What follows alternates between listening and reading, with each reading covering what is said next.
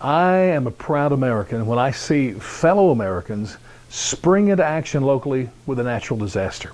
We had this Hurricane Harvey in Texas and Louisiana, and I'm just so impressed when I see what those local people, including first responders, government people, I mean, it's their home too, how they respond to this to make sure lives are saved and the situation is improved.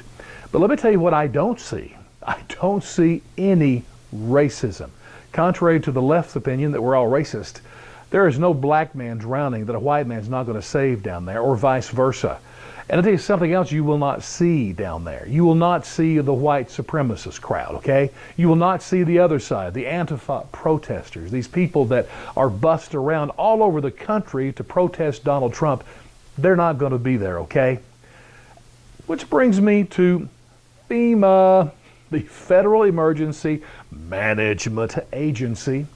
And management is key. Underline it, make it all caps, bold it, because the federal government loves to come in there and take control. Hey, do you remember the words of this guy?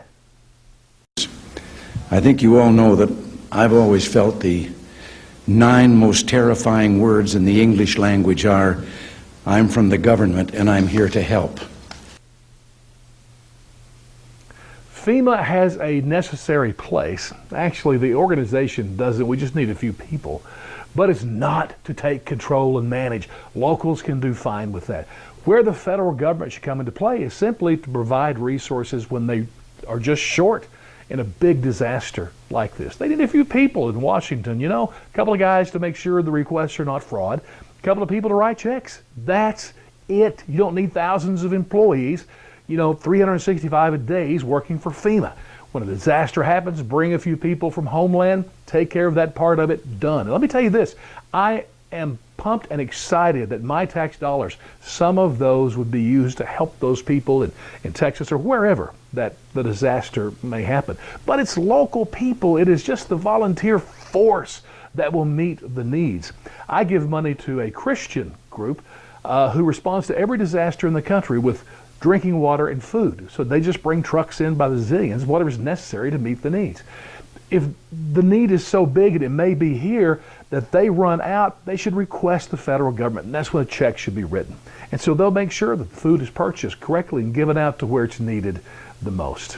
But FEMA and the thousands of employees, sorry, not necessary at all. And I tell you this, I had a friend with that organization who was up in Iowa for the floods a few years ago. It didn't make a lot of news because it was rural communities, so there weren't that many people involved. But he said that they met every need that was there with water and with food. But all of a sudden, a couple of days after they were there, tons of a whole parade of trucks from FEMA arrives with drinking water. And he said it was completely unnecessary, total waste of money. But he said there are farmers in Iowa now that has drinking water stocked up for 10, 20 years. So you know what? Get rid of FEMA. It is unnecessary. And let me just throw this out there. The reason we have an education system that is, we spend more money per capita than any country in the world, and the reason it's still a disaster is because it's managed in Washington, D.C. The reason we can't make a dent in poverty and hunger is because it's all managed from Washington, D.C.